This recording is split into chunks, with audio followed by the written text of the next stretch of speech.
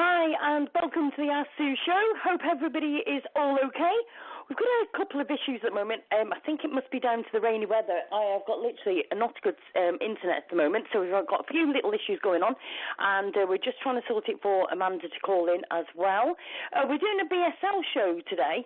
As a lot of you will know, we have had loads of issues over the BSL. I have literally, as you know, almost been in tears over Lennox, and we had the Lennox show going on with Belfast City Council. That was an absolute nightmare, as you can remember. It was, well, absolutely unbelievable what they put us through. And the family and obviously Lennox did get killed that day. We'd actually got somebody to go over to Ireland that day and literally did a report from there. And literally while we had actually got a reporter over there, they literally, as the report was in the building, they were literally putting Lennox down. A very sad day that day, and one I will never forget as far as the show goes. Absolutely unbelievable.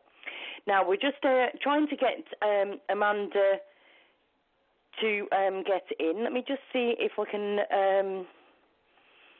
get her in on another way. Just trying to sort out all the technologies and trying to run everything at the same time. Hey? Ask Sue, yeah. I need to ask Sue myself, except I am Sue. Anyway, very quickly, while we're just trying to get Amanda in on the show, by all means, if you're not already joined up, go to Facebook, join the Facebook page, Ask Sue Radio Show. So that's Ask Sue, one word, Radio Show is the second, or www.facebook.com/Ask Sue Radio Show. I've also got the website, www.asksue.co.uk, and you can also find me on the Facebook, Sue Davis, or you can just message a page and I will by all means add you. I want to thank everybody who has literally shared, liked, commented, invited friends, and if you haven't already invited all of your friends to the Ask Sue Radio Show, please will you do so? Just spare a few minutes of your time. You all want that media exposure. You all want to get your shows out there. The more people that we can actually get onto there, the better. So please, if you can do that, that would be absolutely fantastic. Got to say a big shout out to everybody who's actually messaging me.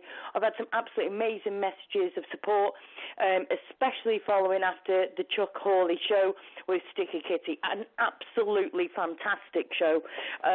Literally, I haven't spoken to Chuck, but I've messaged him, and we are going to be doing another show very soon. So keep your eye open for that as well. And anybody who wants to ask any questions can actually, obviously, do the call-in. The guest call-in is 323-870-3861. So that's 323-870-3861. Okay, now if you're in the UK, you have to put a 001 in front of it, okay? So it's 001 in front of the number, okay? Let me just, I'm just trying to sort out for Amanda. Hold on one sec. Right, we're just trying to sort that out at the same time. I've got a slow internet and I'm trying to message Amanda and trying to think. It's a bit of a crazy one today. Anyway, I want to say again, big thank you. Also, I've got Sean that's literally in the background helping me out today because nothing's working, so he's my backup today. He's been absolutely fantastic. So cheers, Sean. Thank you very much for that. Also, I've got a couple of shout-outs, actually, while I'm just seeing if we can get Amanda to call in. Let me just think. If anybody's got any shout-outs you want to do, actually, by all means, give us a message now, and I will literally send that for you as well. A big shout-out to Margaret, David in Fareham, Leanne in Southsea, Kerry Gall in Buckland, Max in Southampton, Geraldine in Belfast, and they'll all be listening. So a big hi to all of you. Hope you're sharing and caring. Hope you're sharing the page. Ask Sue Radio Show is literally the page you need on Facebook. So I'm just literally waiting now for Amanda to come in.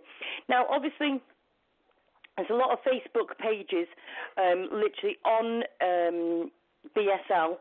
There is quite a few. I've got to say, they are working so hard behind the scenes, literally to make a difference, okay? Now, the other guy we're going to be having on soon as well is Jim Cosby. Big hello to Jim Cosby. We've had him in a show quite a few times, as you know, and he's been amazing. He's going to come on again another day. He's working at the moment, told me he's on quite a few different things at the moment, so he's literally sorting that. So he said he will be in the show. Wanted to say a big hi to everybody, and obviously will be coming to talk to us about the BSL and literally telling us what we can do to help things as well. Also, we're going to be talking. One second. We're literally going to be talking also about Doodle's Law on the BSL. Let me have a quick shout out about that, because they are literally working so hard behind the scenes, and I know Amanda wanted to literally bring this on as well. So let me just have a quick read while we're trying to get Amanda on. Hold on a minute. It's just loaded up. Now, Doodle's Law. They have got certain guidelines, do you know what I mean? So they are literally running through a law at the moment. Right, hold a minute. We might actually have Amanda on. Let's cross my fingers. Wave that magic wand. Amanda, is that you? Yeah, I'm here. Oh, thank goodness. I thought the screecher brakes coming into the yard then. How you doing? I'm okay, thank you. Sorry for the delay. No, listen. I don't know if it feels like it's a Friday the 13th for me today. I tell you what, everything that could go wrong today has. From internet to everything. My chat won't open, so anybody who's commenting on the chat, I can't actually see at the moment. So, Amanda, sorry? I said, well, I'm here now for you, so... So, literally, what we're going to be doing, obviously, we'll talk about Doodle's Law, but how did you get into it, Amanda? Where did you come across the whole BSL and situation? Basically, I was given as a present this tiny 8-week-old Staffordshire Bull Terrier. He is now my whole life. He means the absolute world to me, but he looks like he's got a bit of pit in him. The blue Staffy, which they are slightly bigger than the more standard Staffy. So I was concerned, quite rightly, because obviously the horror stories that we hear. So I got involved in John's group, firstly by donating and joining their donor club. And then later on I became admin, then I became treasurer. And now I'm jack of all trades. So that's how I got involved. Yeah.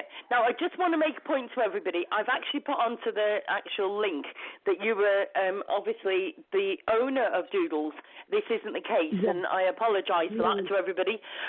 Well, obviously, you were so passionate. I just thought it was me automatically assuming that you were obviously Doodles' mum. So I apologise for that, and a big shout out to obviously Doodles' owner, because obviously I don't want her to be offended by that. I did message her and let her know, so yeah, it's all good. Good. So how did you come about with Doodle? Did she actually approach the group? Yes. In the first instance, she contacted our esteemed leader, John Howard, and asked for, firstly, guidance on how she was going to get her dog home. And then obviously since then we've raised £7,000 in an attempt to save Doodle's life. We guided her through the whole process. We put her in touch with the solicitors that we use, because we only use dog law solicitors, and they are Paris, or short, or for short we call them Pauls, because it's very Welsh solicitors, so for short it's Pauls. And what happened was we lost at Magistrates Court, so we went to Crown Court to try and overturn a destruction order on Doodles. And this was on the Friday. And then on the same day, the solicitors contacted the court and the police directly to put them on notice that we're going to be taking Doodle's case to JR, which is judicial review. On the Saturday morning, they unlawfully put Doodles to sleep. That's almost another Lennox case in itself, isn't it? Yes. That's terrible. Now, let's just go back a bit first. So let's just talk about Doodle. What does Doodle look like? What's the, obviously there might be a few people on that's not seen him before. Yeah, a simple Staffordshire Bull Terrier. A very much loved family member. They actually have Doodle's mum. They bred Doodles. They still got his mum Roxy now. Right. And he's just a simple, common Staffordshire Bull Terrier. See, so what happened on that day for them to actually come along and seize him? What happened? Has he done something? Was it, how did it work? What happened? Unfortunately, what happened was there was a child from the neighbourhood who's well known to cause trouble and be a bit of a nightmare. Doodles was in his garden, the child was in the back alley, and the child was jumping in and out the garden, startling Doodles, and Doodles snapped at the child. He bit him, but I must state that it was a simple on-off bite. Doodles did not savage him or anything like that. It was basically, leave me alone. At the end of the day, a dog can't say, stop tormenting me, leave me alone. So their only line of defence is to bite. But the child did go to hospital. They had the wound cleaned. Other than that, there's no lasting damage to the child, none whatsoever. Please don't get me wrong. I do not in any way think it's right what Doodles did. But there are always reasons for why a dog acts the way it does. Yeah. And in this case, Doodles is being tormented by this child. Yeah. And do you know what, Amanda? We've actually covered this with Jim Crosby, who's actually from America. And he comes over to the UK quite frequently and does assessments on dogs and all sorts. And he's told us numerous times that, there's been a reason for a child to be bitten or whatever. And like that is it, like you said, there is always two sides to every story, and this is just the case. To be fair, like before, when Jim was telling us about a story where a kid had been bitten, he'd gone to assess the dog, and I was just grateful that he literally got a chance to assess the dog, because a lot of times a dog bites a child and they don't even question it; they just put it down. It's not even questioned. Now, on this occasion, Jim did go and check out the dog, and the reason was the dog has an ear infection. Yes. Obviously the kid had just literally grabbed him wrong. It was his way of saying, whoa, that's hurting. He bit him, and that was the end of it. It was, do you know what I mean? So we were just lucky, really, that the fact that Jim did go and he did manage to sort that out. Do you know what I mean? Yes. So we had our trained who is actually a veterinary surgeon as well, by the name of Kendall Shepherd. She went to no, actually, I'm really sorry. It was another guy. We have saved over 200 dogs, so forgive me for getting my facts a bit confused. Listen, let me just say, Amanda, listen, I'm always getting confused by different things, so I wouldn't worry about that. You're fine. Yes, it was a dog by Mike, who's actually an ex-DLO, which is a dog law officer, and Mike assessed him to be of a good, friendly nature and to be not type, so obviously not a pit bull type dog. Yeah. I mean, we paid nearly £1,000 to have Doodles assessed and to be told he was a lovely, but he wasn't doing very well in kennels. I think I actually sent you some pictures of Doodles once he was seized, and he looks like a different dog. Yeah. So unhappy to be away from his family. Yeah, yeah. And this is the thing. I mean, a lot of our dogs don't know any different but to be with us. So it's like taking a kid and then putting the kid into another environment and then expecting it to be exactly the same at home. It's not the case. No, it's not going to be, exactly. From going on Sorry? I refer to my boy to being like a toddler. He acts like a toddler, my little boy, my Staffordshire Bull Terrier. And that's what I say, he's like a toddler. So you treat them like a toddler and they just... Exactly. But the thing is, that, like, they've gone from being in like a warm house onto a sofa, do you know what I mean, following us up to bed at night, and to suddenly be put into a run or whatever, and then they expect them still to be fine. That can never be the case. No, it can't. I mean, we've had a case... Sorry, go on. No, carry on, Amanda. We had a case of a dog that could not be assessed. The police couldn't assess him. An assessor, they actually came to us once the destruction order had already been put on this dog. The police couldn't assess him. Their assessor couldn't assess him. And in the end, we sent, now I can say her name properly, Kendall Shepherd, to assess this dog, actually called Diesel. Now, he was deemed as too dangerous for anybody to assess. Within a few minutes, Kendall had Diesel eaten out of her hand, and now Diesel's home with his family, where he should be. Good he was grief. Scared. Yep. Just because he was scared. I mean, they used cat tones on him. The police terrorised him. They totally terrorised him. Nobody could go near him. But now he's back home in his family with children, and he's thriving. He's an absolutely beautiful dog. But if we hadn't have got Kendall in to assess Diesel, he would have been put to sleep. No doubt about it.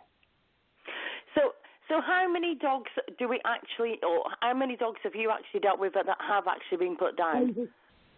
Put down? Well, I think under BSL, it's only been a grand total of 0. But for dogs that have been taken for other reasons, then that's 4. So in nearly 3 years, we've only lost 4 dogs. But 2 are unlawful killings. Diesel had a sister called Bailey, and whilst they were waiting in court, whilst they were waiting in kennels for us to take them back to court, the police actually killed Bailey after they'd said that she could be exempted and she could go home. So we're actually in discussions with the police over the death of Bailey, and now obviously Doodles has been unlawfully killed as well.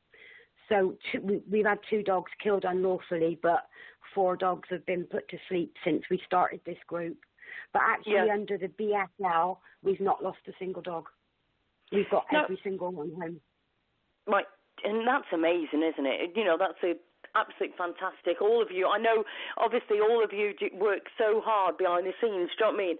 Now, the thing is, are the police actually qualified to check out these dogs, to be able to look at these dogs? You know, we're saying that they're the ones that are authorising the killing, but at the end of the day, do they actually know how to know and deem if these are under BSL? You know, what training are they actually going through for this?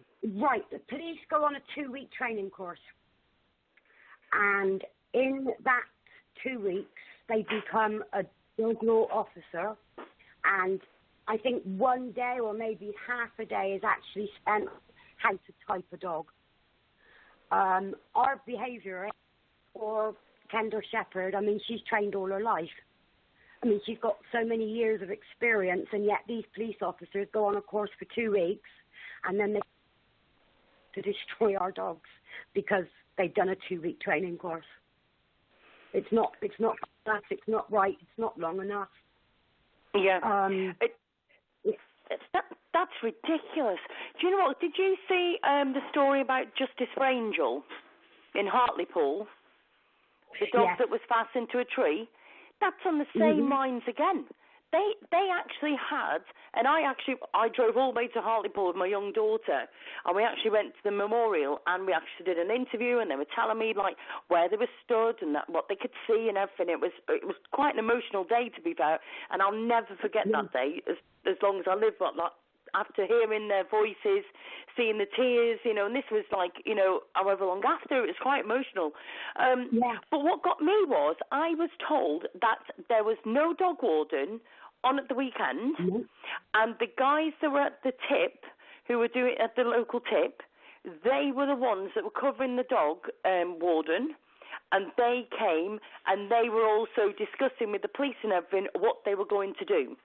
And the police, just let me tell you, were not near the actual dog when they shot it. They actually shot it from further away. They shot it, they injured it, the dog was whining and everything, and then they literally did it. Yeah, disgusting. Absolutely disgusting. If they'd have got a trained behaviourist there, they could have settled that dog and calmed that dog down within 5 minutes, and that dog would now be alive. The police, they have, our biggest issue is the police treat our dogs as evidence. They do not treat them as sentient beings. And this is why they're not a DNA sample that you can stick in a drawer. They are sentient beings, and they need to be handled in such a manner by people that know what they're doing. And the police don't. Exactly. Yep, exactly. And do you know what? We have seen this so many times. And how on earth can anybody be trained for 2 weeks? Yes, exactly. That is crazy. Now the other thing is, if we've got dog wardens that are trained into what they do, why is it that they're not involved in this as well? They're not trained to assess a dog. No, but the thing is, but my question is, why can we not do it where the dog wardens are actually trained? If we've got, they're saying already that the police have not got enough time for other things, right? So why are we not having a dog warden trained properly to do that, which is somebody that deals with dogs every single day? Because let's face it, some of these police officers wouldn't be dealing with the dogs every single day, where a dog warden would. Yes, I mean it is a good idea. I mean we've as you're aware, we've created Doodle's Law, and the thing is you have to be realistic when you create something like this. You have to be realistic, but what we need to do is ensure that each seized dog is assessed in accordance to an objective and clearly set out test, and that the test results are adhered to, which they're not done. The thing is, the typing of a dog can be so subjective. One DLO could say, "Oh, that dog's type," and then another DLO will come along and say, "Oh, that dog's not type." Where is there any possible I don't even know the word I'm looking for, but there's just no consistency. That's consistency. There's no consistency whatsoever. Yeah, exactly. It's subjective. They use a tape measure to assess a dog, to decide whether or not a dog is type.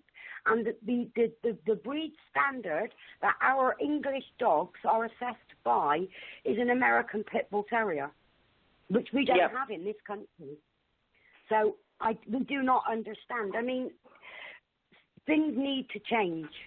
They really do. Things really need to change. I mean, we want to see BSL abolished, but obviously, whilst they're still doing their investigations into the effectiveness of the Dangerous Dogs Act, we want to introduce Doodle's Law to protect owners and to protect the dogs until we can get BSL repelled in its current form. Exactly. So do you want to go through Doodle's Law? What Doodle's Law? Where who put this together, and where do you want to go with it, and what can people do to help you with it? Right, I put Doodle's Law together with the help of some very, very lovely people who understood what I was trying to create. I had help from Grace, who's a solicitor, but not a dog law solicitor. I had help from our solicitors that we use, and also Kendall Shepherd. I had some input from her. So basically, Doodle's Law, I've already given you the first point, which is to ensure that each dog is assessed. At the moment, the police do not ever provide evidence of the tests unless they're challenged, and this evidence must be made available. It's not a big secret. There's no like confidentiality issues here that the police can hide these tests away.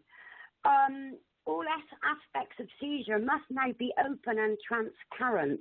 Also, we're asking that the dogs are assessed within 3 days of seizure. I mean, the police are seizing dogs and taking 2 weeks to assess them. And like, they could say after 2 weeks, oh, that dog's not tight, we're going to send it home. But that dog's now suffered for 2 weeks in kennel. Yeah. Away but from its family, away from everything. Yeah, and a lot can change. I mean, I'm thinking I used to have Miracle, my Rottie. Now, if she was away from me, she'd be pining. So 2 weeks is way too long to assess a dog when it has actually been away from its owner. Yeah. Surely to goodness, also, at least the next day or something. Do you know what I mean? It's not about days. Surely that should be the next day. Yeah, it should well be. I mean, this is why we're saying within 3 days. And then if a dog is found not tight, it should be returned to its owner the very next day, or that day even. They're holding these dogs too long. But also what we've got a problem with the law as it stands at the moment, when a dog's seized, the ownership does not pass to the police but remains with the owner. At the moment, the police try and say it's their animal, it's their dog, the dog's under their care. So veterinary records and everything like that on the dog whilst it's held in kennels, the owners never get to see, which is wrong, because obviously how can there be any consistency in the care of their dog when they don't know if it's had any illnesses whilst it's been in kennels, etc. I mean, it's just wrong. The only person that can change the ownership of a dog is the court. And the police go around acting as if they're their dogs. Also, this is done more so for the owners of the dogs. Welfare reports must be provided on a weekly basis. I mean, we've had owners of dogs that have been seized for a year and they've never had an update or a welfare report on their dog, which the DDA says there should be. So that set out in BSL, these dogs should have welfare reports given to their owners, and it's not done. But also, this isn't just about dogs. It's about public accountability. Procedures are in place for a reason as a check and balance against abuse. Clarity and consistency are the hallmarks of any good legislation. In its current form, as I've already said, breed-specific legislation is totally and utterly failed. And as taxpayers, we do not permit public funds to be spent in such a futile and nonsensical manner. We also, this is why I created Doodle's Law. Number 6 on Doodle's Law is we require a drafted document that the owner is to sign before any dog is destroyed, confirming that the owner will not be pursuing any further legal action and that the police can then proceed with the destruction. All veterinary establishments must be made aware of this and refuse to destroy any dog without the proper signed consent. Doodles was destroyed without the prior knowledge or consent of his owner. The 21-day allowance was not given. They ignored the notice given to not harm Doodles as they were taking the case to JR. The police state they have the authority to do this when they do not. This will stop any more unlawful deaths of dogs under the care of the police. This is a very important part of Doodle's Law. Next goes on that all police forces must follow the strict guidelines. They must all be consistent in their dealings with any seized dog. No force is different from another. I mean, for the example of this, IES, which is Interim Exemption Scheme, is where a dog is found to be of good nature, although seized as type. The dog then has to be neutered, muzzled, in public, on a lead, and has to be insured. But that dog can then be at home with his owners until the case goes to court for the dog to be exempted. Now, the Met Police do not allow IES. Why? When the dangerous dog law states that IES is to be granted to all dogs that are found to be of good nature, which obviously covers number 8, which is all dogs that are deemed type by the police and are considered to be of good nature are to be allowed to return home on IES. I mean, it's a much kinder, it's a much cheaper alternative than kenneling these dogs. I mean, tomorrow we've got a dog that is in court. He's been seized for 2 years. Sorry, she's been seized for 2 years.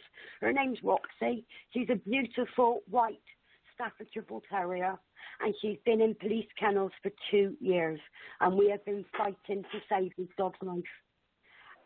And she's a perfectly natured dog. She should have been allowed home on IES. Not allowed. And yet there's nothing to say this dog is a dangerous dog. She's not. And she's not a banned breed. She's a Staffordshire Bull Terrier. That's terrible, isn't it? That is just... Whereabouts is she? Where is she based? Where are they based? Bear with me just a second. As you can imagine, we've had over 200 dogs go through our system. Yeah, I'm not expecting you to remember every single one about everything, don't worry.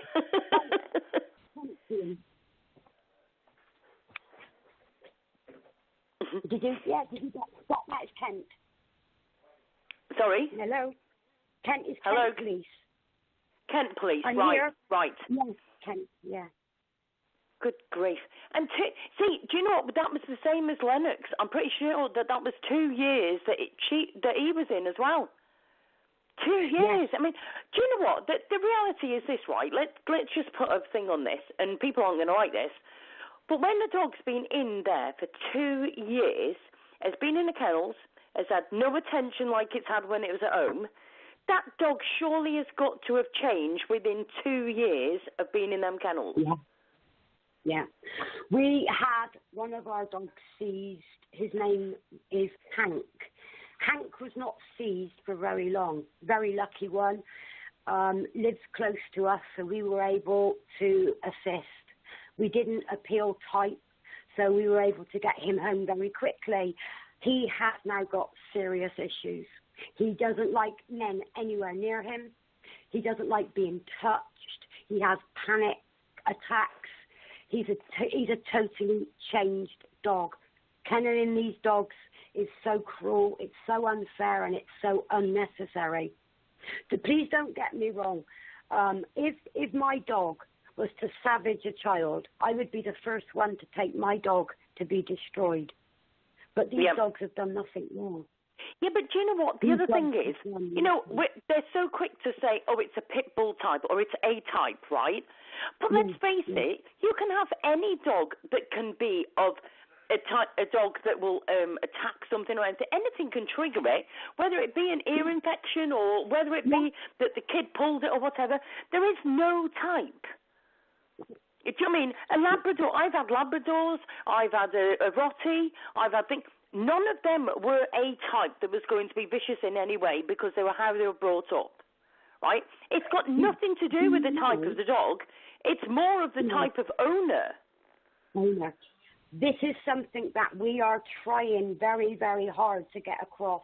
We need to promote responsible dog ownership.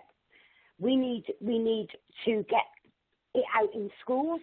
Children need to be taught how to deal with dogs. Because at the end of the day, look at Doodles. Doodles is dead because a child was tormenting him. Doodles lost his life just because a child tormented him. Also, responsible dog dog owners, always get your dog neutered or spayed. Always have your dog microchipped, which is law now, and keep that microchip details up to date. Yeah. Get your dog insured, £25 a year with the Dog's Trust. That's nothing. 2 packets of cigarettes, if you like. It's not a lot of money. And also socialization, early socialization of your young dog or puppy. Then they do not become dog aggressive when they're out because they've been properly socialized. I mean, there are methods that can be put in place to promote responsible dog ownership. At the end of the day, our opinion always will be. It's always the other end of the lead. It's how a dog is treated, trained, brought up. That is the factor. No dog is born bad. Yep. No Do you know dog what, Amanda? is born bad. I brought Miracle into the show quite a few times in the sense of how I've described things and I've gone through stuff, right? I literally got Miracle at 14 weeks old. She weighed under 4 kilos in weight. She was literally a bag of bones. I took her to the vet and they checked her over and he said, I'll see you in a couple of days. I said, right, okay.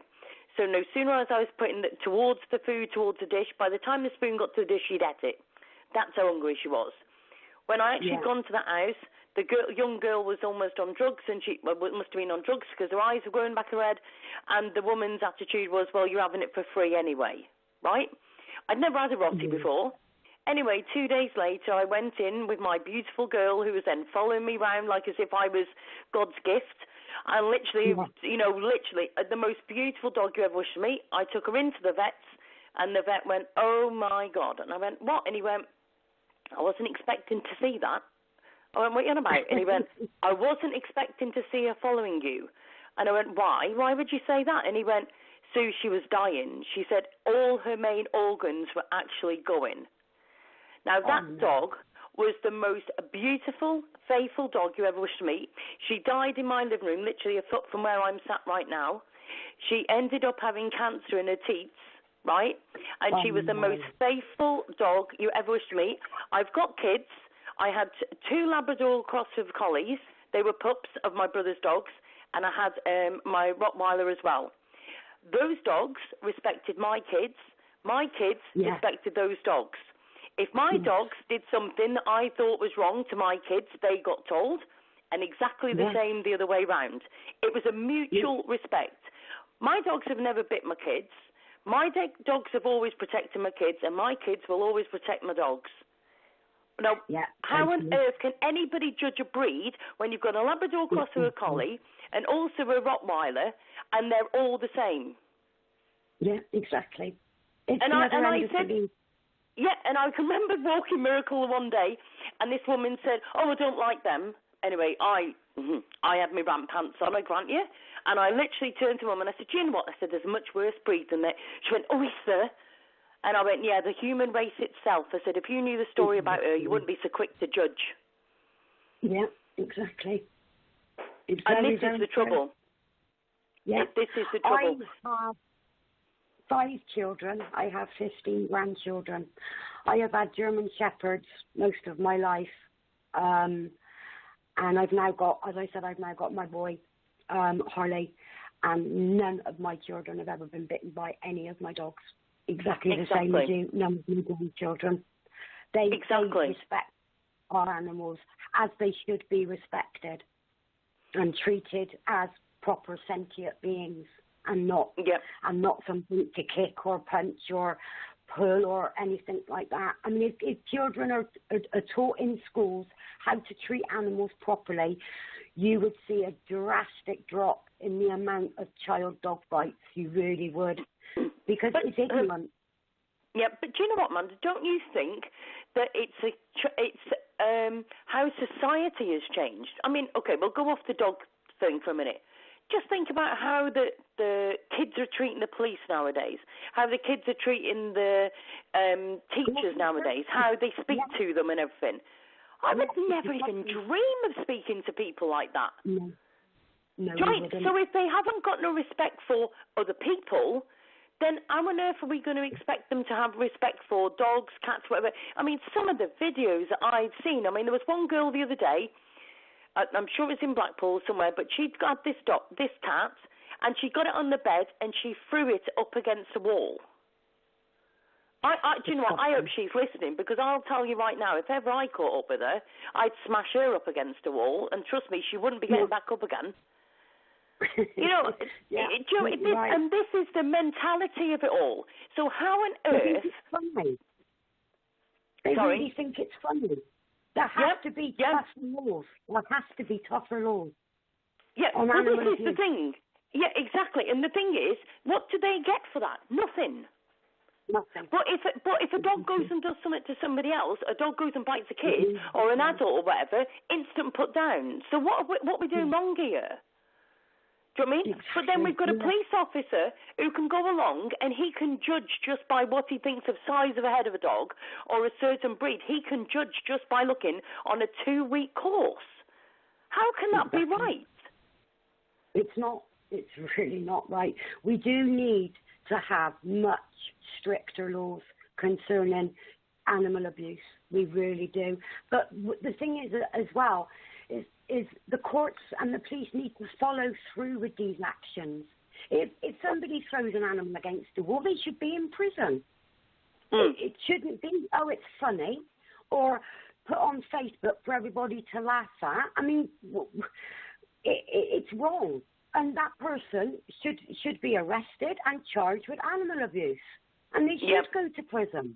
We have the laws, so we need to use them.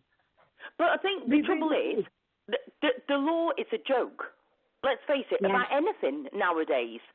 How on earth does a paedophile end up getting let out on a tag and, like, say, a thief gets put in prison, yet we can have somebody that abuses animals, thinks it's funny, and they get away with it, and they might have a £100 fine and a £70 thing to the owner and things like this. And then we've got all this stuff going on behind the scenes as well, and we're expecting a law to work. It doesn't work. There's nothing to scare anybody. There is nothing to scare anybody. You can go and do whatever you want nowadays, and if you go on good behaviour in prison, you're going to come out. There's nothing to stop anything. And that's not just about the BSL law, that's about everything, isn't it? Everything. Yeah, everything. Well, we live in a society now where nobody's scared of the consequences of their actions, and it's just so wrong. Yeah, exactly. Exactly. So let's just say that right now, and let me just tell everybody, if anybody comes to get my dog, trust me, it ain't going anywhere. Let's just put that out there first. But also, so let's just say that I get a knock on the door right now, and I've got the police wanting to come into my house to come and seize my dog. What do I have to do? First of all, ask if they have a warrant. If they haven't got a warrant, bye-bye. You're not coming in my house. Okay. Let them go and get a warrant. Because then they haven't got right of lawful entry unless they've got a warrant to seize your dog. So if they come back with a warrant, obviously the best thing to do is stay calm and be... Well, that's me done for already. I know it would be like the pot calling the kettle black, I know. But stay calm. Some of the DLOs out there are actually very, very decent. There are a few really good ones out there. But if you're going to get angry and abusive, they're just going to say, look, we're not interested. They're going to take the dog and you're not going to get any joy. Yeah. Basically, contact us. As soon as your dog contact us, we are BSL Victim Support. You can find us on Facebook. You can find us on Twitter. You can find us on Instagram. We're everywhere. We will then obviously give you the needed or required information, because until the police have actually typed your dog, there's not a lot that you can do. You have to wait for the police to decide whether they're going to type the dog and keep it, or it's not type and return it home to you. A horrible waiting time. Then what we do, we contact our solicitors and let them know that we've got a new case. And then as soon as we know whether the dog's coming home or it's going to stay, we then pay to open a case file with the solicitor, and then we put the owner in touch with the solicitor. A lot of the cases are done via the civil route, so it's not legal aidable, which is where we come in. To take one dog to court is about £1,500. To have a dog assessed, it's £1,500. And then obviously, if it went to magistrate's court and then was deemed type and they were ordering the dog's destruction, we then obviously go to Crown Court, which is another £1,800 plus barrister fees. But we do have 2 barristers that do a lot of pro bono work for us who are fantastic. They've helped us enormously. But we basically guide the owners of the dogs through the process, and we're there at the end of the phone 24/7. We fundraise to raise the much-needed funds. We have monthly auctions. We do fundraising via raffles, scratch cards, appeals, and also we've got a donors club. We also have merchandise that we sell. Right. Which is like our own branded merchandise, like bandanas for the dogs and that. But it's about £3,000 per case to get these dogs home. And it's a horrid business. And my heart goes out to any owner of a seized dog, because I wouldn't want to be without my boy for 1 minute, let alone 1 day, let alone any longer. So, I mean, my heart breaks. Exactly. These are not dogs. These are family members. They're loved to bits by their owners. And, I mean, staffers are such needy dogs anyway. And this is why they're so easily trained. But because all they want to do is please their owners. But they are such a loving breed. And they need you. They're very, very needy. And that's why they don't do well in kennels. Yeah. They really don't do well in kennels. And it's wrong. It's so wrong. So, but let me just say to everybody, what we'll do is we'll actually get all of the information that Andrea's telling us at the moment. We'll literally get it all put onto our page after. We'll get Andrea to post some things on there as well, so that we're literally anything. But if anybody's actually listening to this show literally in months to come and you're actually struggling, something's gone off or whatever, by all means, message the page, Ask Sue Radio Show, and we will literally put you straight in touch with them. Okay, so, you know, the contact will carry on way after the show. So if anybody's listening to this and you've literally just had your dog seized or whatever, the best thing to do, I think the first things we need to say is, one, literally make sure you stay calm, and secondly, get in touch with the right people straight away. Yes. Have you got actually an email at all, Amanda, that anybody can get in touch with you? Yes, we have. It's actually BSL VSUK@yahoo.com. Right, sorted. We'll get that put on the page as well. So how many cases are you actually dealing with at the moment? Obviously, you're doing Doodle's Law anyway, but how many cases are you actually dealing with at the moment? We've got 15 live cases. 15? Yeah. God, going on at the moment, yeah. And one of those is a double. So it's 16 dogs. One of the cases is 2 dogs. They seized 2 dogs from the same house. So it's actually, we've got about 16 seized dogs at the moment that we're dealing with. Good grief. Are you able to discuss any of them, or is it? It's a bit dicey to discuss any of the cases in detail before they go to court. Okay. We don't want to obviously risk any of these dogs absolutely. coming home. Let me just say to you that, Amanda, that any dogs that, you're needing some, anything you need sharing or whatever, by all means share it to us, the Ask Sue Radio Show. We'll gladly share it straight on the page for you. And obviously we'll definitely be doing follow-up shows with this, because there is so many, and I've got to say that over Facebook, there is so many different BSL groups, and I've got to say to all of you, every single one of you that are doing you're making such a huge difference. And if I can literally be like the umbrella for all of you to be able to speak out and be that media exposure, then I'll gladly sit here all day long, because there's just too many going. And like that Lennox, I mean, I'll be perfectly honest, before I heard about Lennox, I didn't even know about BSL. A lot of people don't. It's to us, it's like, oh my God, because, but I didn't know about it before I got my dog. I didn't know anything about BSL. I didn't have a clue. But we always try and say education. Yeah. Ignorance. We're all ignorant. We just need to be educated. We need to get the word out there.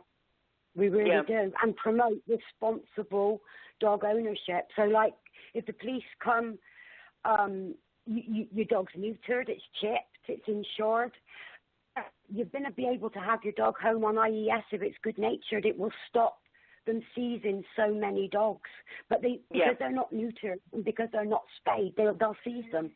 But if they're neutered and spayed, then you're more likely to be able to get IES for your dog, and that means your dog stays at home, which is the best result, because then the dogs are not being affected, living in kennels without the love and care from their family. Yeah, definitely. How old is the actual BSL law then? I think it came out in 1991. Right. I think. And you think about it, I was going to say, a lot has changed in those years, hasn't it? Let's be fair. Yeah, but the law hasn't. Yeah.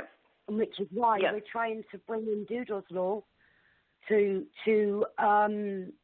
stop the police from doing what they're doing at the moment, because obviously there's nothing to stop the police doing this. But they state that once they're seized, the dogs belong to the police, but they don't. The ownership remains with the owner of the dog. And the police have unlawfully killed too many dogs. And it's got to stop. We've got to stop them.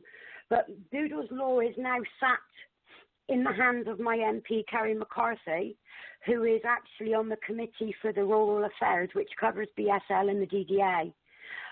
She's an ardent supporter. She doesn't like BSL, and she's fighting to change it. And she's also the first MP to introduce the law to make dogs sentient beings in the UK. But as far as I understand, whilst we're still a member of Europe, that law will not be introduced. But as soon as we leave, then that law can then be introduced to the country, and then that will stop the police treating seized dogs as evidence, and they will have to treat them as sentient beings. So that will then change in favour of the dogs, and the way the dogs are handled, it will change, because they no longer treat them as a DNA sample. They've got to be treated as sentient beings. But Kerry McCarthy is the MP that's done all that. So she's very much on our side. Yeah. Just to let everybody know, I did actually email Kerry as well. I didn't hear anything back off Kerry, but we will get her on a following show as well. Because it's nice to hear that somebody like her is literally backing up everything. Do you know what I mean? So it's... It's lovely for me that my MP is actually on the committee. Yes. And he helps out with trying to get BSL redone so it's more current, and it stops the police murdering innocent dogs. Yeah, exactly. The other thing I want to ask is, so if my dog's actually been seized and it's took in, and it's in there for a year or however long, how often are we actually allowed to go and see it? You're never allowed to go and see it. Not once. At never. all? You're not allowed. At all. See, how can that be? How can that be right? It's not just that on its own, right? Let's have a think of this, right? So, even if we're waiting for the court case or whatever, and it's been in there for a year, so you're telling me I wouldn't see my dog for a whole year, and then they'll say, oh, by the way, we made a mistake. So I haven't seen my dog for a whole year. You then want to hand it back to me, but my dog hasn't seen me for a whole year. It's criminal. It's absolutely criminal. The thing is, a dog's lifespan is maybe on average 14 years for some breeds, less for others. You're taking like 7 years for each year a dog sees. You're taking 7 years of a dog's life. Yep. It's just there's no. You know what? And let's step it up another one. Imagine you've got an elderly lady, or not. Actually, I'll take that back. Not even elderly lady or gentleman, even ourselves, right? The dog's being seized. The stress that people must go through while that dog is seized because your family. I'm not joking. Sean will tell you. Sean's listening at the moment to the show. He will tell you what I was like after I had to have my dog put down just because of old age. And we've all been there when we've lost a pet.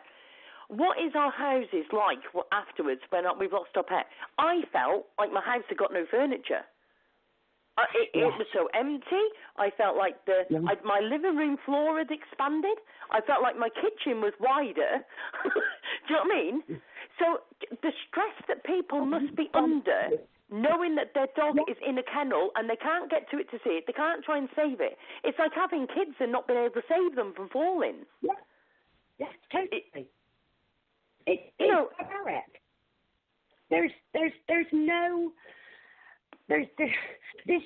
is part of the sentient being, because at the moment the police do not class dogs as a sentient being. Look, so they don't have to worry about the dog's welfare. Whereas if it's classed as a sentient being, then they have to be there for the dog's welfare. It's so wrong. I cannot express how wrong it is. I mean, Doodle's mum, she would tell you herself she would have given in if it wasn't for me and John, because she just could not have fought to save his life on her own. Not in no way am I blowing our own trumpet or anything like that here, but the owners. They're just at a loss. They don't know how to feel. They don't know how to think. They just miss their family members so much. And the tears that I've heard from our owners. I mean, it's the thought of losing my boy. Cry. Yep. Do you know what? I can remember, like, the day that Miracle, literally, I had actually been away the one day. I'd had a day in Shropshire. I literally had a phone call from my daughter saying, Mum, Miracle's not well. I said, right, what's up with her? She didn't want to get up out of the bed, Mum, or anything. She didn't want to move. I said, right, just leave her there. Just leave her. I'll be home shortly. Give me an hour, a couple of hours, I'll be home. I walked in the house. My dog looked at me, and I went, Chris, we're losing her. And he goes, what do you mean we're losing her? I went, she ain't right. I said, I don't know what it is. I've literally picked her up. I rang my mate up, who's literally a Rottweiler breeder, actually, has been for years and years. Anything you want to know about Rottie, she knows them all. And I rung her up and I went, listen, something's going on. And I told her how she was, told her about her breathing, everything else. And she went, Sue, that doesn't sound good at all. And I'm literally feeling all over my dog. And then I found this, like, lump in her teats. And do you know what? I literally lost her within 24 hours. Now, I was absolutely mortified because I lost my girl within 24 hours. But to be fair, it was an illness I wasn't ready for, but still an illness. How on earth do these poor owners deal with that, knowing that they maybe haven't seen their dog for a year or whatever, or even 6 months, or even a month, 2 months, whatever the time it may be, to suddenly lose it or have the dog back and feel like they don't know it anymore? Yeah. To be honest, John, our esteemed leader, had his dog Buddy seized. And Buddy was in kennels for 9 months. And the day Buddy came home, it was like Buddy had never been away. But Buddy's a very special boy. Not all dogs come home so luckily. But most of them do recognise their owner and their home straight away. But I just think, because of the fact that you don't know what's happened in those kennels because you've not been able to see them, how are we going to know? That they must have welfare reports on their dogs. Yeah. I mean, I want to know, what's my dog being fed? How has it been looked after? I want to know that it's been vet checked every so many weeks or months or whatever. Do you know what I mean? Exactly, yeah. Who's looking after that dog? Is the person trained to look after that dog? The police normally keep them in police certified kennels, but we've had some horror stories of some of the kennels that the police house the seized dogs in. They have to have certain conditions. It's like a seized dog must have kennel cough vaccination. One of our dogs has come home with kennel cough, so obviously never had its vaccination. Oh my gosh. There's nothing in place to make the police look after our dogs properly when they're seized. There's no checks and balances. And this is what we are fighting for, to make sure that dogs are cared for in a responsible and safe and loving manner. Because you cannot just give a dog a bowl of food and a bowl of water and expect it to thrive. It's not going to. No. Without love and companionship, a dog will not thrive. A dog will suffer. And our dogs suffer in kennels. It's alien to them. Like you say, it'd be like taking a child and sticking a child in a cage, in a home it doesn't know, and expecting it to be okay. They're not going to be. But like I said, Buddy's a special boy, and he came home and he was fine within 5 minutes. It's like he'd never gone. But then you go to Hank, who has serious issues now, and he was only seized for a few months. And this is the thing. It's like children, isn't it? They all deal with different things in different ways. Yeah.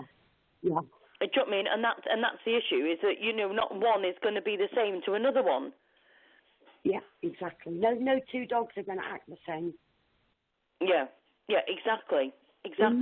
My boy's highly strung. He's very highly strung. He's always been highly strung. If he was in kennels, he'd howl. He would howl 24/7. He wouldn't eat.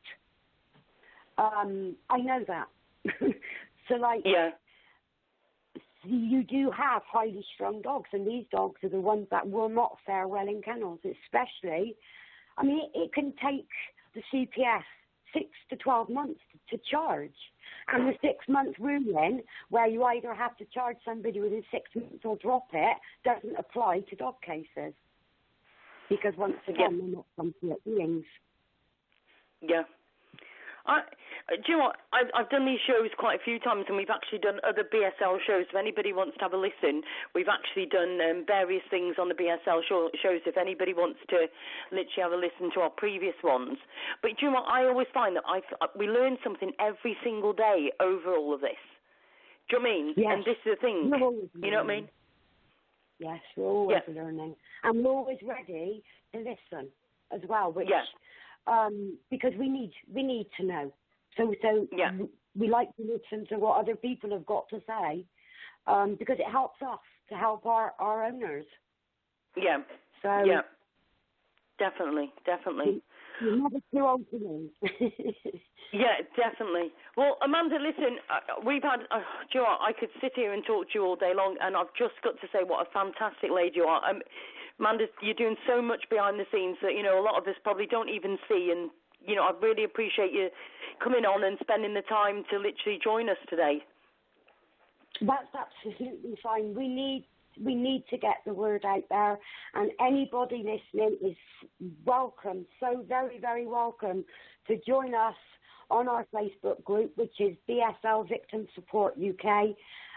We absolutely love new members, and we support our owners. And can I just give a shout out to all of our members who have been absolutely fantastic over the last nearly 3 years, because without them, we couldn't have saved all the dogs that we have. So a massive thanks to all our members. And I just want to say, Amanda, to anybody who's literally listening to the show right now, who is probably saying, oh, well, I don't need to join that group because it hasn't happened to me, or it won't be my dog, let me just tell you, it can be your dog or a friend's dog or whatever. So it's a bit like with the people with the radio show. Everybody wants it, and then they keep saying they're going to invite friends, and they never do. But the trouble is, the one day that you're going to need it will be the one day too late, when you should have already invited all of your friends. Because it's like with the radio show, Amanda, at the moment, I'm asking everybody to actually invite all of their friends to the radio show. Everybody wants a media voice for all of our campaigns, whether it be BSL and all of the other things that we've got going on at the moment. Do you know what I mean? With various different advocate shows, we've got various different things coming up. They all want media exposure. But do you know what? We can't get that media exposure out there if we don't get everybody joining up to our groups. So for anybody who's listening to the show, join the radio show page and also join the BSL group. It might not be you and your dog. It could be a neighbour, it could be a friend or whatever. You need to be in contact with them straight away. So don't go waiting, because if this happens one afternoon, you need to be in touch straight away.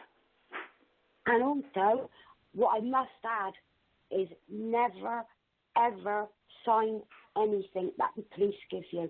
Never, ever sign, because if you sign a document that the police give you, they will put your dog to sleep either that day or the next day. So never, ever sign anything. Contact us or any BSL support group, and we will help you in any way that we can. I mean, we've even paid for dogs to be neutered. We've paid for exemption fees. We've paid for even the insurance for one owner, because she couldn't afford the £25 to insure her dog. So we even paid for that. We're out there. We will help you get your dog home. So just contact one of the BSL groups. We will help you. But obviously ours is, as I said, BSL Victim Support UK, and our esteemed leader is John Howard, who's actually been through the process, so he knows better than anybody to advise new owners of seized dogs. He's a fantastic person. I really take my hat off to him. I really do. He's very compassionate and very loving, and he just wants to help people, because he had no help when he was trying to fight for his dog. Exactly. And he just wants people to know that he's there for them if their dogs get seized. So, he's a fantastic person. Well, Amanda, listen, thank you very much again for coming on and spending time with us and going through. And Amanda, we'll be getting you back on the show again, because obviously we're going to do some follow-up shows, and obviously want to keep up with how you're going on with Doodle's Law as well. No problem. I will be here. Anything to get the word out there, to help. Brilliant. To help. Okay. Thank you very much, Amanda. Thank you. Cheers, love. Thank you very much. Cheers. Bye-bye. Okay, bye. Bye. Hi, I think we'd better have a quick break. Yes, that means me just putting the kettle on very quickly and having a quick drink. Just to say to everybody, join up with the Ask Sue radio show page. We've also got the links on there for the YouTube, because we upload all of our shows onto YouTube. So if you want to listen to any of the BSL law things afterwards, by all means, we've got shows on BSL and various different subjects that we've covered already, and we've got other shows coming up. So please join us with that. Also, we've got a donate button now. You can actually donate to the show, because at the moment we're trying to get the Facebook pages out there, and the only way we can do this is by actually paying for the advertisement on Facebook. Now, we've actually had people that have been listening saying, oh, can we donate something or whatever? This money does not go into our pockets. This is about getting your voice out there and us being able to get the radio show out there, and we have to pay for the advertising of the shows and everything to get them past the Facebook security. You know what I mean by that. So please, if you can donate anything, £1 or whatever, anything is grateful. I'm really grateful for. But what we want to start doing is trying to put £20 on each show so that we can literally get it out there and reach thousands rather than we've literally building it up really well, but we want to double that at least. So by all means, that's Ask Sue Radio Show. That's the page. And have a look on YouTube. We've got the links all on there and everything. So by all means, join us with that. So I'll just literally have a quick tune. And then we will be back shortly as we've got another guest to come on the show. Thank you very much. I'll speak to you shortly.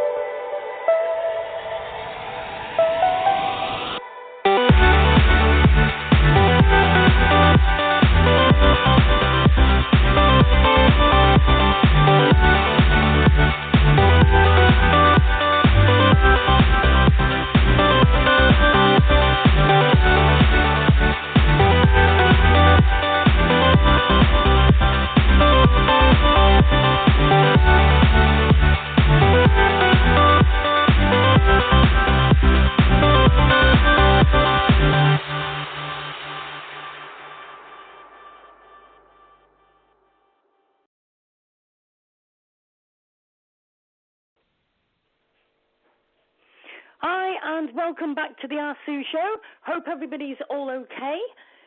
Touch wood. Right, I'm going to touch wood quick. It's all working good at the moment. she says. She gets a tickle in the throat. Hope everybody's okay. Thank you very much to everybody who's messaging the Ask Sue radio show page. I'm glad you're all enjoying it. Just to let you know, can you hear the little pather in her feet? Can you hear it? I've actually got my dog and my daughter's dog at the moment, so if you can hear that running around, it's the dogs. They're playing and they think it's hilarious. They've got no respect for the show at all, you know. It's terrible. No respect. Them cute eyes. You can't shout too much, can you, to be fair? Anyway, with no further ado, let me just say a big thank you to Amanda, who has literally just been the last hour talking about BSL. A lot of people have been affected by this, and I know literally when we did the Lennox show, that was a huge show for us. You can actually find that on YouTube. Just type in Ask Sue Lennox show. You'll probably find it, to be fair. And it literally, it knocked us all for six, I can honestly tell you. And we've actually done a lot of changes since. Now, I'm going to bring Grace in on the show, who will literally, hopefully, hi, is that Grace? Yes, it is. Hello. Hi, Grace. How are you doing? You okay? I'm good, thank you. Good. Right, Grace, it's lovely to speak to you. Sorry for the delay. Literally, we got so much to talk about over the BSL, and obviously you told me that you help Amanda and everybody with the fundraising of the BSL, literally to support them. Yes, I do. With the fundraising, with getting the word out there, with creating awareness. And I'm actually learning a lot, even as I help Amanda, because this law is just a minefield. It really is. And you're actually a solicitor yourself, aren't you, to be fair? Yes, I am a solicitor, although this would not be my area of specialty. But yes, I am a solicitor. It's just so that people realise that, hold on a minute, you know, because even, let's face it, even people that are literally like yourself, a solicitor and everything, you're even saying yourself it's a minefield. And this is the thing, I think it's a case of it's not uniform, you know, throughout. Every case is different. It's not just that it's not uniformed. I think with any law, it has to be fair and it has to be applied equally and evenly. That's the whole tenet of having the law in the first place, right? So that there is certainty. But in this law, there is no consistency in how it is applied. It gives too much discretion to the dog law officer in charge. They don't seem to have, in certain cases, as far as I'm aware, have the same type of training. So it could be someone that knows nothing about dogs or very little about dogs making a decision about a family member. Because let's face it, when a dog is in your family, it's not just a dog, it's family. Absolutely. I was just literally saying, Grace, you know, we've obviously got dog wardens across the country that are trained to do their job, and they deal with dogs every single day. I can't understand why we don't have dog wardens trained to do this job. They deal with dogs every single day, so they've got a better perspective. And why are we putting police officers in charge of this when we're already saying that there is not enough police officers on the street? So why not give the job to somebody who deals with dogs all the time, who obviously, hopefully, I'll say hopefully, you know, knows enough about dogs, and give them that training, and 2 weeks training to do a BSL, you know, looking over a dog and saying, oh, by the way, we deem that dog as going against BSL. 2 weeks, that can't be long enough. And not only is it just that it's not long enough, it's also as I said before, the inconsistency. And it's also, when you have a law, you're trying to alleviate a particular problem. Now we have a law that doesn't seem to solve anything. In fact, it is counterproductive. So you have to then go back to the basics and ask why you have that law in the first place and if it's fit for purpose. Because the majority of dog bites, first of all, let me just say, dog bites are very rare, which is why when they do happen, it's been sensationalized. That's the first thing. Secondly, most of the dog bites that have occurred, they were not by the dogs that are on that list in the first place. So what you have is other dangerous, well, I say the word dangerous, but I mean dangerous in inverted commas, dangerous dogs not being on that list, and then not being dealt with, and then you have a household pet that hasn't done anything being put to sleep. So how is that solving the problem? It's not. So what's the point of having a law, using the money of the taxpayers, using resources of the state to do something that does not solve the problem? And that's where we are right now. And also, exactly. It leads on to a second issue, which I think will have a wider point. I mean, I think before the break you had said that you had said something about the law being inconsistent after talking with Amanda. But I want, and saying that it's not just about your dog, but it could be a neighbor's dog, it could be a friend's dog. But I would like to actually go one step further and expand on that. Because it's not just someone's dog, it's also the wider issue of potential abuse. If a law is unclear and not uniformly applied with people who are not professionally trained or do not have the requisite knowledge, the law can actually be abused. And then you have people being subject to that abuse and having no recourse to it. And that's not just a problem that affects dog owners. That I would say is a nationwide problem, because we need proper procedures, we need proper rules, and these have to be complied with to ensure that there is some kind of accountability. And at the moment, it just doesn't seem like it is there. And that's a problem that affects everyone. It's not just about dogs, but society as a whole. Yeah. Do you know, it's funny, isn't it? And I literally had said to Amanda, I said, it's about the fact that I think a lot of law, and you will probably, I'm sure, back this, is the lot of the law is not the same all up and down the country. So if you did a case that's, say, down south and about a certain thing, you may come up north and it may be totally different, or even in the same town, because everybody is doing it. It's like as if they're all singing from a different hymn sheet. Do you know what I mean? I didn't, exactly. And not only are they singing from a different hymn sheet, the entire procedure seems to vary from town to town. I mean, it's not even the same. It's not even consistent. So if I have a dog that's on that list in Manchester, it would be different from if I had the same dog but I was in London. And that can't be right. Yeah.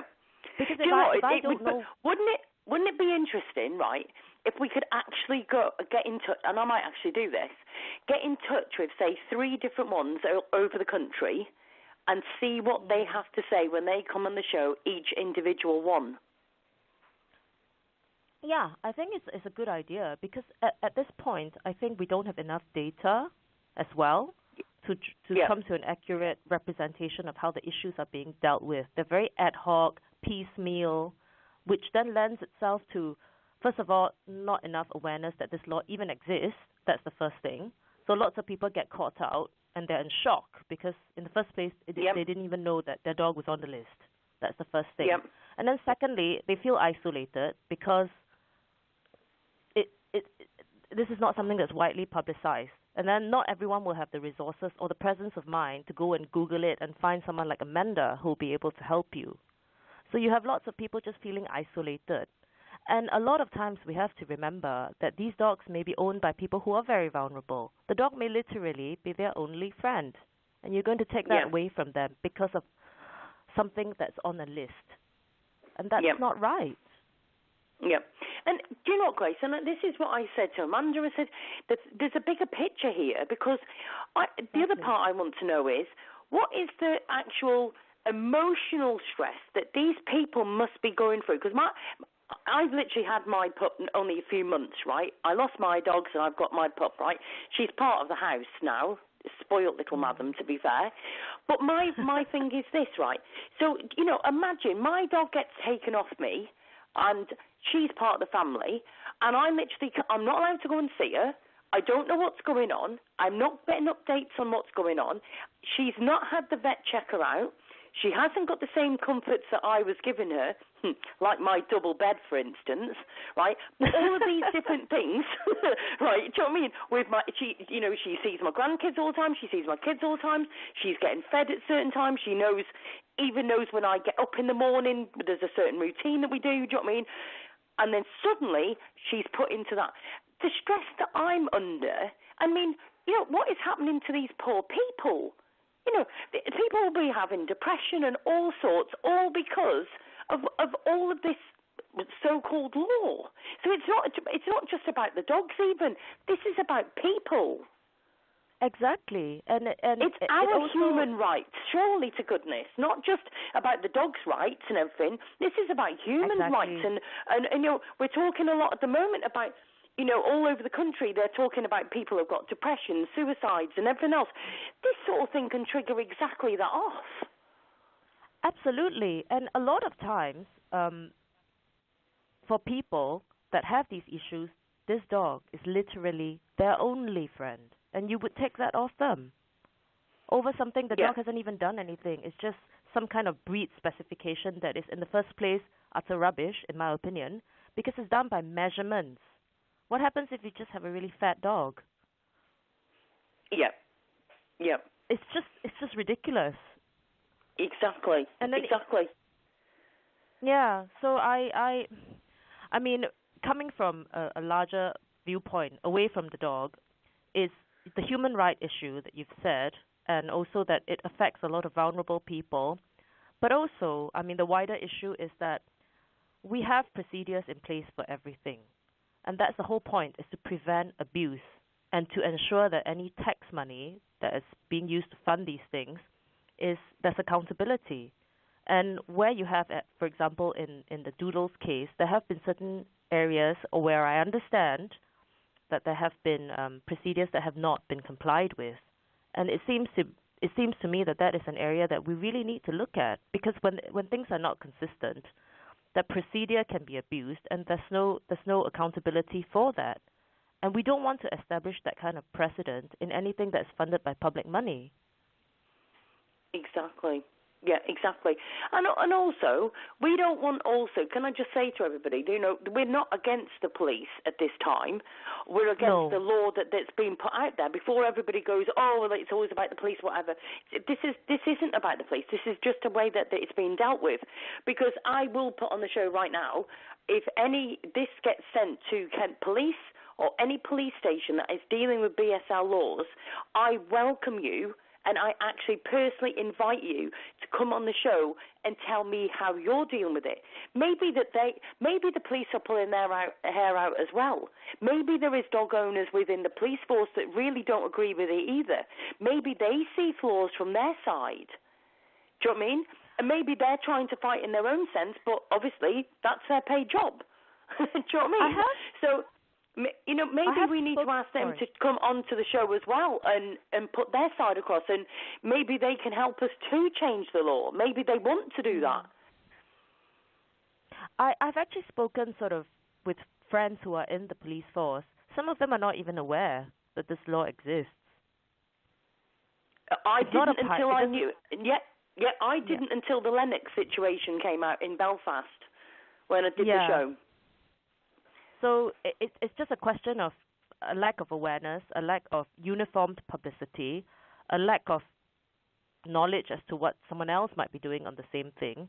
It seemed to me like a law that was rushed through, and then without any proper procedures or thoughts being put into it and being put in place, and then now they're just applying it ad hoc as it comes on, and that's not the foundation of any good law, really.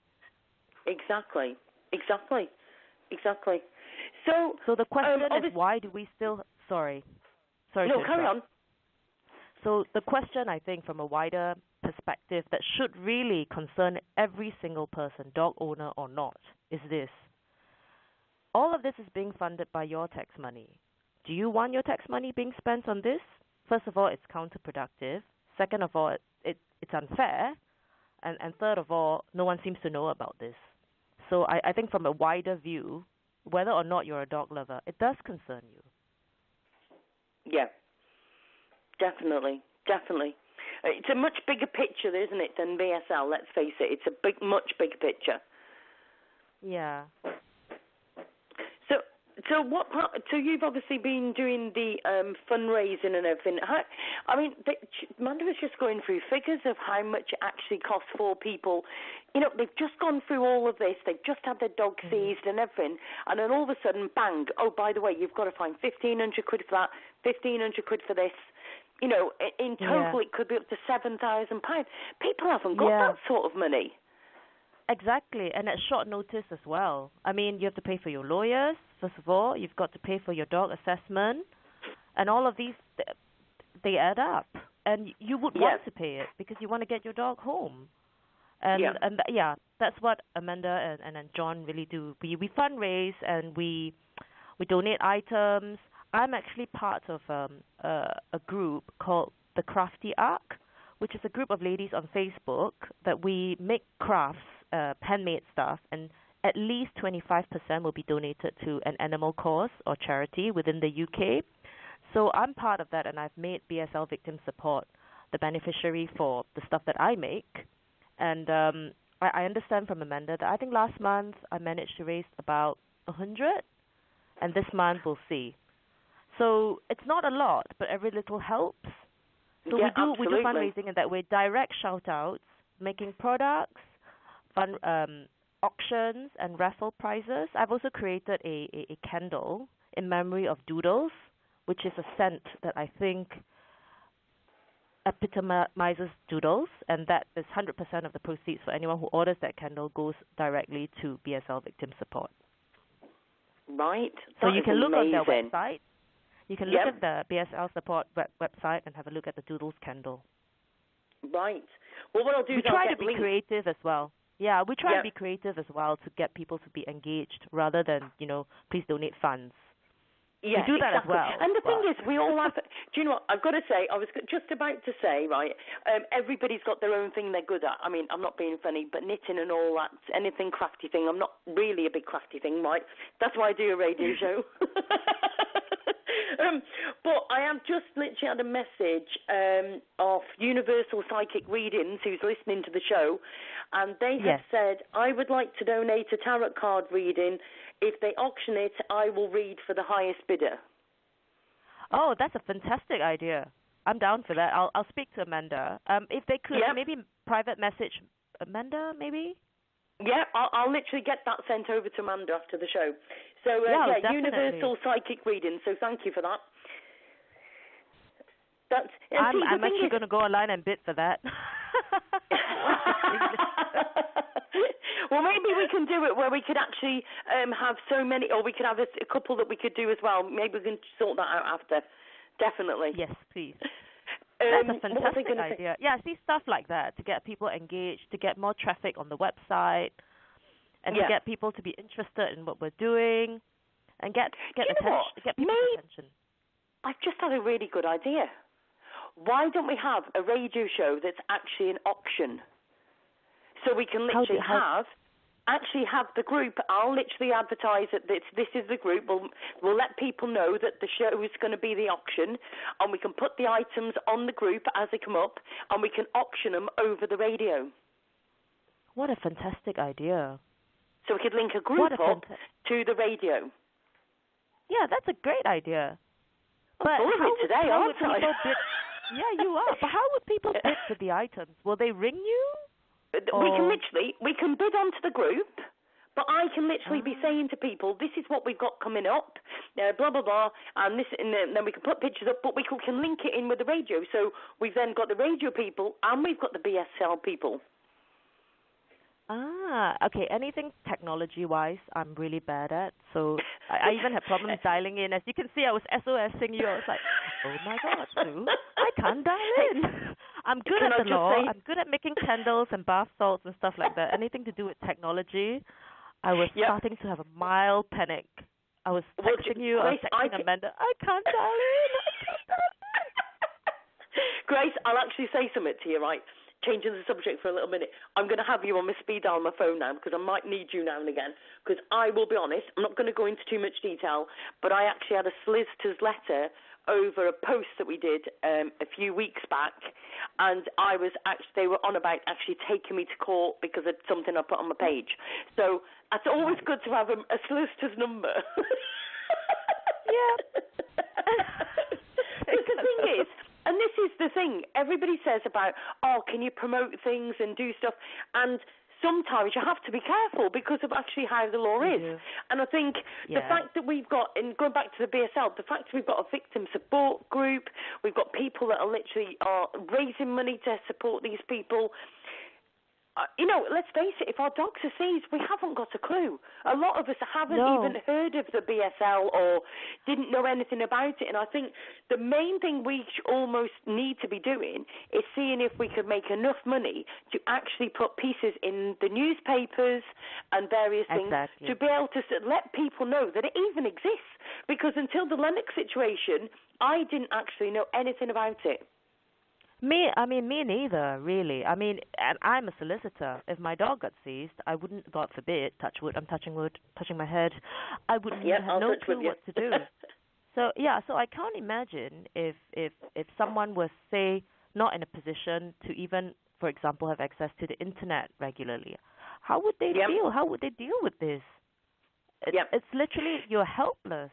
You see your best friend get taken away. Your best friend is confused because, well, he can't talk. You can't explain what's happened, and then you're literally helpless. Just sitting there, pulling your hair out, not knowing what to do. And that cannot be what the law is intended to do. It cannot be. Exactly. And do you know what, Grace? Let's face it, some of these people, like even an elderly lady or gentleman, they've got, they went and rescued a Staffordshire Bull Terrier from the rescue pound. They're not very good with controlling their dog because it pulls a bit on the lead and it got off. It gets seized. These old people haven't got Facebook. They don't know how to send emails. They don't know who to contact or anything else. Exactly. And they certainly haven't got £7,000 sat in the bank, most of them, for paying out for fees like that. But they wouldn't even know about us. They wouldn't know about the show. They wouldn't know about the BSL group. So it leads me to think that the law, whether or not it's intentional, I'm sure it's not, but it's led to it punishing a certain demographic of people much more. People who don't have the money, who don't have the resources, or who may not be aware. And so it creates unfairness even from a societal point of view. It's a very divisive law because you immediately put the people that have less resources at a losing end. Yeah. So I'm actually going to do, I think I might actually do a poll on the Ask Sue radio show page, actually, and literally put on there, do you actually know the law with regard to the BSL? And see how many people actually, until today maybe, if they've heard the show, but how many actually knew about it? I think we'll be surprised at the results of how little people would actually know about it. Or maybe I'm just ignorant. I don't know. Well, like I said, I didn't know about it, and it's only because I've spoken to different people. We did the show and everything. I wouldn't have known otherwise. Do you know what I mean? And I think there's a lot of people out there that just honestly do not know.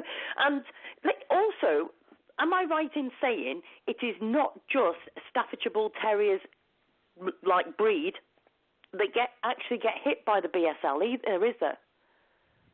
I think that I don't know the exact measurements and the specifications, but I do know that they have a list of sort of statistics of what the breed should look like, in inverted commas, and then any dog that they get, they apply these tests to it, and it could be that you just have a very large Staffy. Yeah. And that gets seized. And then sometimes when the dog that wasn't aggressive to begin with gets seized, it gets very confused, and then ends up changing its personality because of the seizure. What recourse is there? Can you then take the police to task for having changed the personality of your dog? Yep. See, there's all of this aftercare as well. When your dog is wrongfully seized, okay, great, it gets returned to you. But the story doesn't end there. What if the dog is traumatized and as a result, its personality has changed? You've got a different pet now. And then what? Is there recourse? So there are all these things that no one seems to know how to deal with. So the point was the law was just rushed through without any thought to the after effects even. Yeah. Do people claim against the police? I don't know.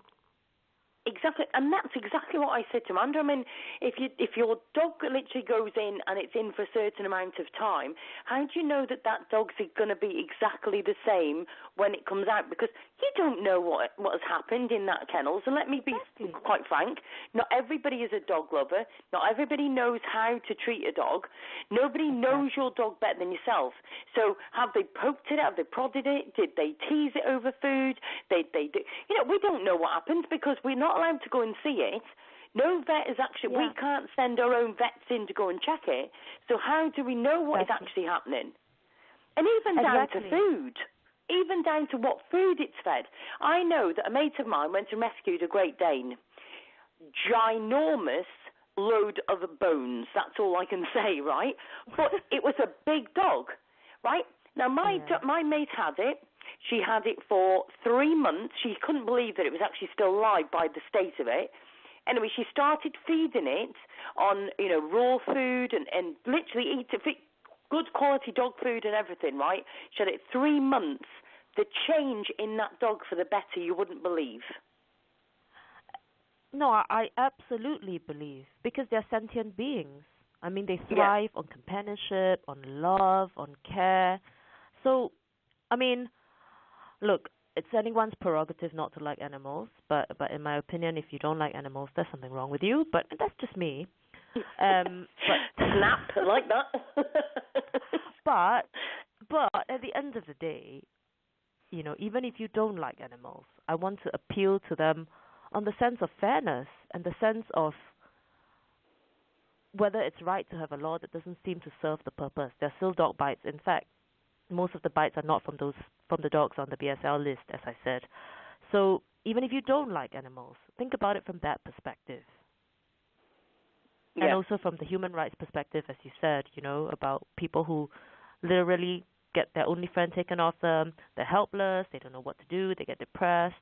All of these issues that arise as a result of this, as an effect of this very unfair law to begin with. Yeah, exactly. It's just absolute. So what else can people do as far as raising funds for, obviously with Amanda and everybody that's doing so much for, trying to support people that literally have that thing. What can they do?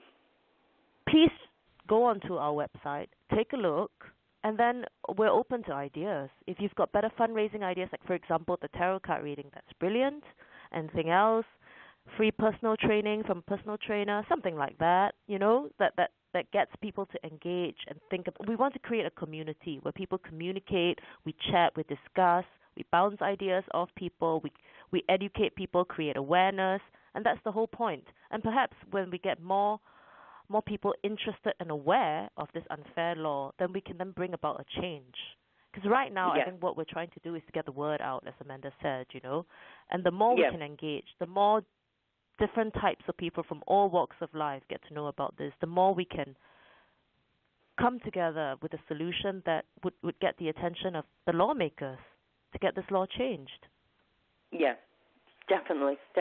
And I think this is the whole point, isn't it? It's just, like you say, it's about teaching people and letting people know the actual what could happen. I think that's the trouble, is that a lot of these people, if we walk down the street today, me and you, and literally walk down and walk to local park and people are walking dogs, I bet you if we walked, say, to 4 different dogs that could be seized, I bet they wouldn't have a clue. Exactly. And often, it's actually the smaller dogs that are more feisty, not the pits. That is the truth. Yeah, do you know what? I mean, I like all animals. No offense to anybody who owns a Jack Russell or Chihuahua or whatever, but do you know what? It's true, though. It is true. But I have a Chihuahua. He's feisty. I'll just get my spade and dig myself out of that quickly. So I feel like I'm entitled to say that small dogs are fierce because I do have a small dog. I have big and small. I have a Rottweiler, I have an Akita, and I have a Chihuahua. And guess who's the king of the house? It's the Chi. Isn't it funny? Oh, do you know what? I was talking about my Rottweiler earlier, and I tell you, changing the subject totally, but do you know what? Rottweilers, I just love them. I miss my girl so much. Nobody understands a Rottweiler until you've had one. Yes, they're just the most amazing breed. They are protective, they are loyal, they're affectionate, and they're smart. Yeah, they're not like definitely. Dogs that just bark for no reason. They're quite street smart, like mine is. Well, do you know what? Miracle very rarely barked, and I always said to everybody, if you hear Miracle bark, you need to get up because there's something wrong. Yeah, Sophie doesn't bark at all. No, she doesn't. Miracle it's very if something's rare. happening. Exactly. Yeah, that's it. Where's my chihuahua back? All the time. You know what? One day it was so funny. My eldest daughter's boyfriend had heard a noise, and he heard Miracle bark. So he looked through the window, and there was two lads coming down our alleyway, and was going to literally try and break in. Anyway, so they were going into the back garden. Anyway, so he shouted through the window, "Oi, what do you think you're doing?" And then the next minute they chucked a load of verbal abuse, which I won't repeat. Anyway, he went out. He went and shouted Miracle, went running outside, and the Rottie went running after him up the street. Anyway, we called her back. They literally called her back, but let's just say they didn't come back again. But you know what? She'd never be like that. It was so funny. She was never vicious. She was never... She just knew that she had to protect. It was simple as that. Yeah, you know what I mean? She knew that these people did not have good intentions. They go by instinct, right? So they can see through all the bullshit that humans probably can't. Yeah. Sorry if I've used a bad word. No, listen, say it. I was brought up on catchphrase. Say what you see. Oh, good. Right, I've just got to say, I've got another message just come through. I've got a friend of mine called Sean who literally does, hold on a minute, makes organic creams. So for your face, your hands, and all sorts, he literally does organic creams. So he's saying he'll be able to make some organic creams for the auction. Oh, wow, that's good. Again, get in touch with Amanda. Amanda, are you listening? Get your notebook out. I'll literally be messaging her with a load of stuff soon, I can tell you. So we've got maybe creams, we can also got a tarot card reading. And we could also do... We could do a couple of shows where people who want to advertise on the show could actually have a free advertisement on the show. Yeah, we could. It's your show. You have to decide. I can't. Obviously, whatever benefits us would be fantastic, but... Yep. No, that'll be good. That'll be good. We can do that, definitely. I'm just... Do you know what, it always amazes me. Do you know what, we have got some amazing people in this world. I was talking to a guy called Chuck Hawley the other day who actually rescued the kitten called Sticky the Kitty. My mind went then. And he is amazing. He's in America, and we were literally on the phone for a good hour. And do you know what? It just made me realise we have got so many good people that I really need to unite to make a difference in this world. You know, we have got some amazing advocates, like speaking to you today. We've got Amanda that we've had on, we've had Chuck on, and I just want to connect all these people. You know, honestly. We want to create a community. Yes, yeah. And I really want to be the voice for everybody, because I've got to say that everybody keeps telling me that the radios, the TVs, the celebrities won't push these things out. There is some celebrities, to be fair, but we need to get them on the show, and we need to start getting the show out there, because I really want to be the voice for all of these amazing people that are doing so much behind the scenes. You know, like, if it wasn't for the show, I wouldn't have heard about Amanda before. And the things that they are doing behind the scenes, and yourself, you know, we wouldn't have heard about these otherwise.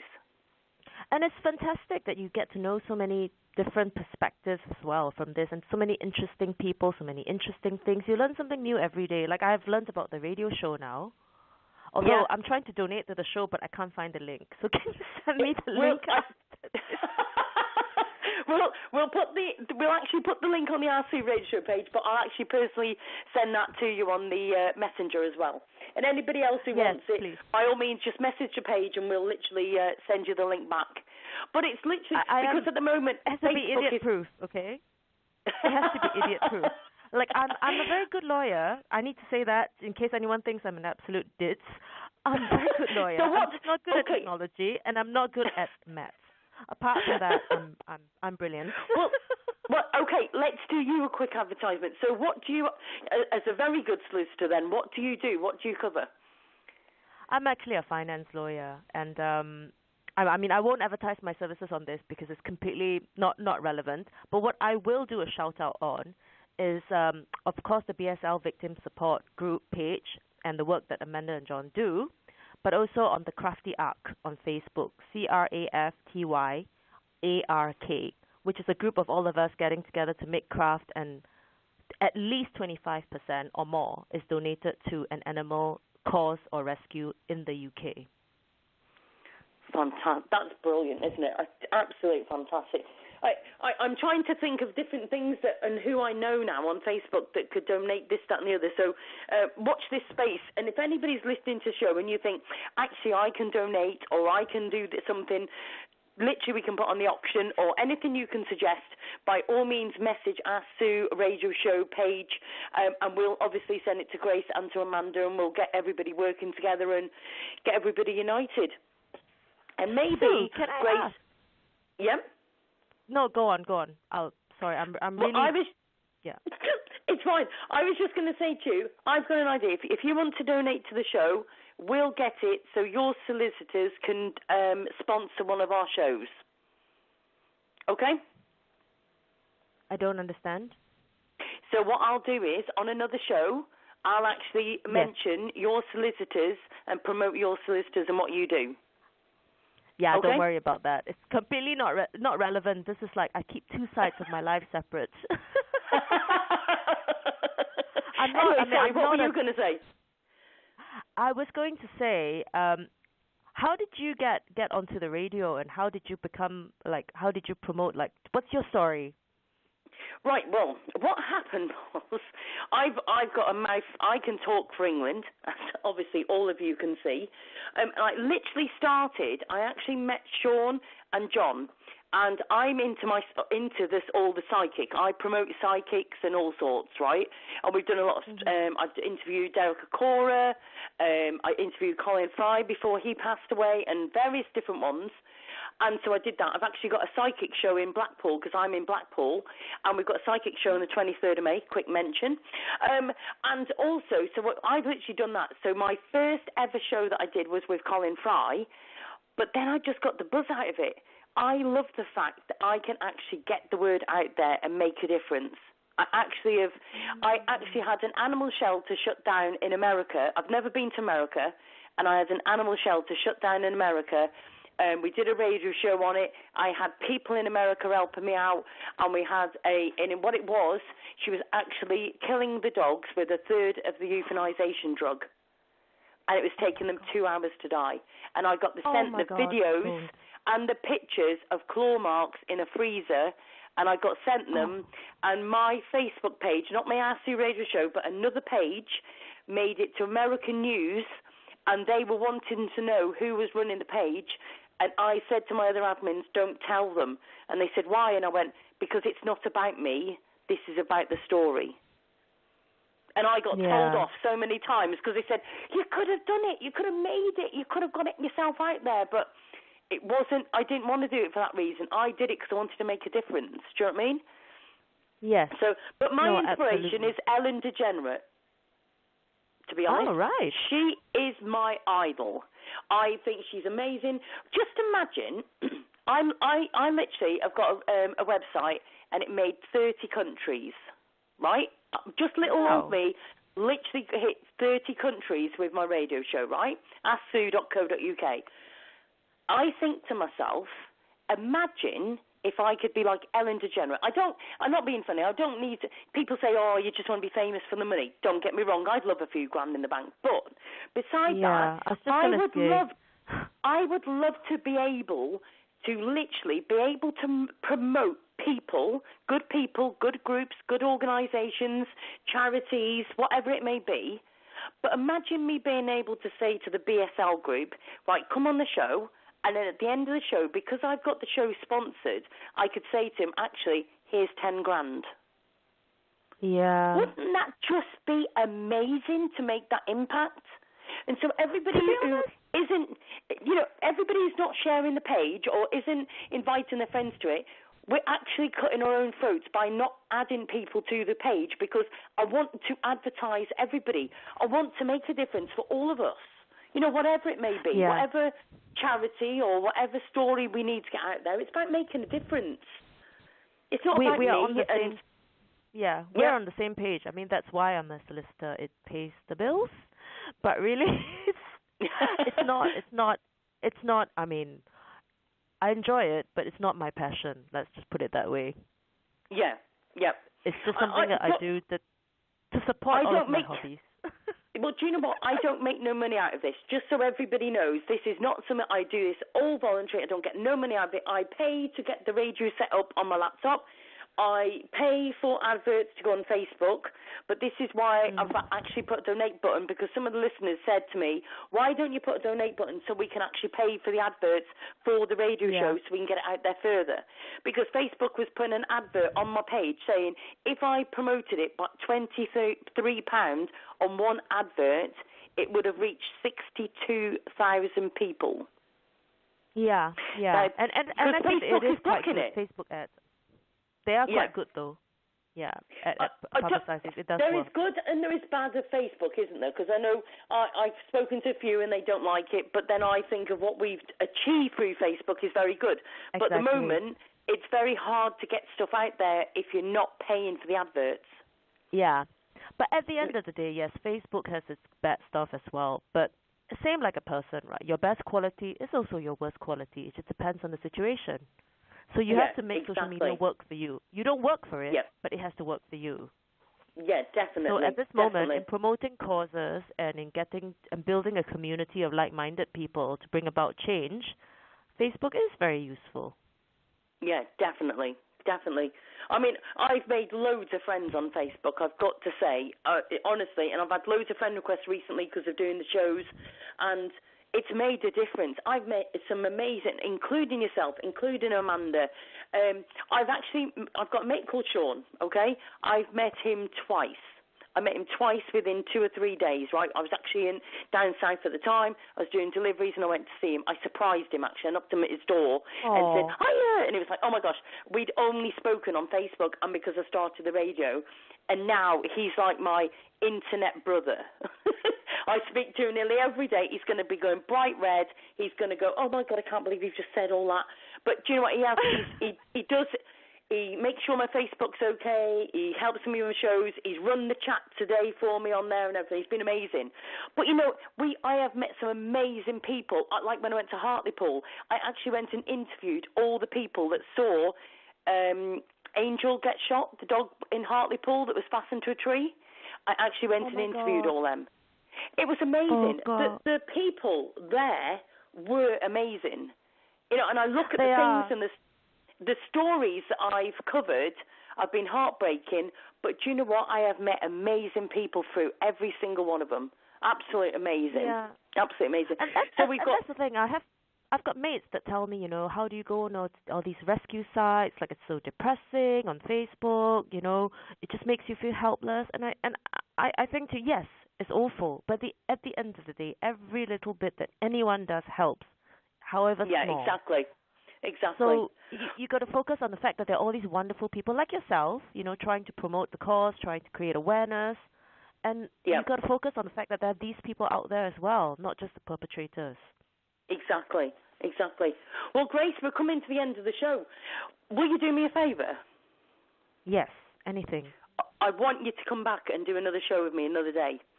We'll talk about different subjects, we'll talk about different things, but I've even had a message off somebody who said to me, doesn't she sound lovely and hasn't she got a big heart with it? And do you know what? You're the type of people I want on the show, so will you please come and join me on another show, another day? Any chance to just talk? Yeah, definitely. I like to shoot the breeze. It's better than work. So anytime you've had a bad day at work, you want to have a catch up, by all means give me a shout and we'll do a show. I'm big on the spirituality and the psychic stuff as well. Although I definitely keep that separate from my work life. Oh. So I'll be very interested. I'll be checking out your the psychic stuff on your website. Well, Grace, I'm going to have to let you go because I've literally got about 20 seconds. But listen, it's been absolutely lovely speaking to you. I'll speak to you again soon. Thank you so much. Thank you. Cheers, love. Thank you. Take care of yourself. Bye-bye. Bye. Bye-bye, and you. Bye-bye. Right, I've literally got 15 seconds to say thank you very much to everybody who's listened to this show today. An absolutely amazing show. Please join us again at Sue Radio Show. Bye-bye. Thanks for now.